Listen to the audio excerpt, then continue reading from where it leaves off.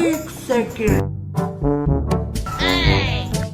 বলছি কি, এই গাড়িটা না চুরি হয়ে গেছে। এই গাড়িটাকে কোথাও দেখেছো? अच्छा হ্যাঁ, এই তো এর কাছে আছে। আমার ভুল হয়েছে, ক্ষমা করে দেন। কাকিমা, তুমি আমাকে চেনো? না গো মা, তোমাকে আমি চিনি না। আমার বাবাকে চেনো? না তো, তোমার বাবাকে আমি চিনি না। আমার কাকাকে চেনো? বললাম তো, কাউকে চিনি না। তাহলে একটা বিমল দাও না।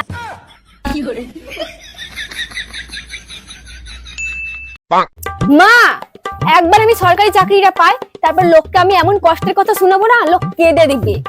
কি বলবি লোককে? লোককে আমি বলবো যে আমার দাদু রাতের বেলায় বিড়ি খেত, সেই বিড়ি লালুতে পড়েই আমি সরকারি চাকরি পেয়েছি।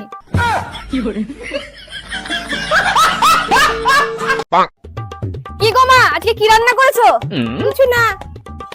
ওটা তো কালকেও রান্না করেছিলা। হ্যাঁ, বেশি করে রান্না করেছি যাতে দুদিন যায়।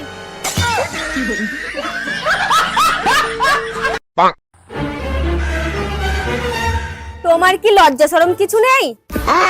এত বড় হয়ে গেছে এখনো বাচ্চাদের সঙ্গে ললিপপ খাচ্ছো? এবার তো বড় হয়ে যাও, আর কতদিন এরকম বাচ্চাদের মতো থাকবে? ধুর, তোমাদের দ্বারাই আর কিছু হবে না।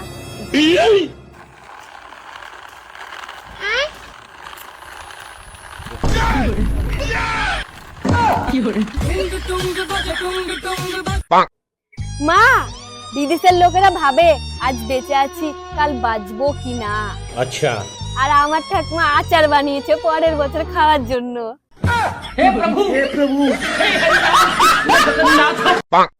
ধুর,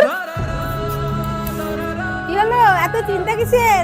আর আমার মতন গরিব মানুষের আর কি আছে, শুধু সমস্যা আর সমস্যা।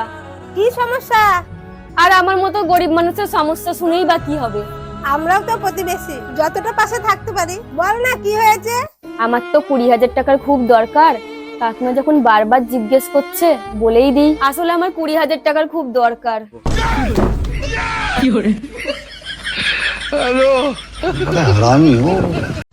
लेकिन एक सेकंड। কি লাগবে? একটা এনার্জি ড্রিঙ্ক আর একটা কেকের প্যাকেট দাও। কত টাকা হলো? 50 টাকা। 50 টাকা? তোমার ফোনটা একটু দাও না।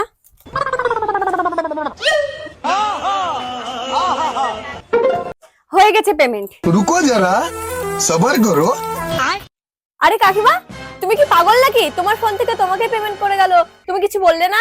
আরে না গো, ওটা আমারই মেয়ে ছিল।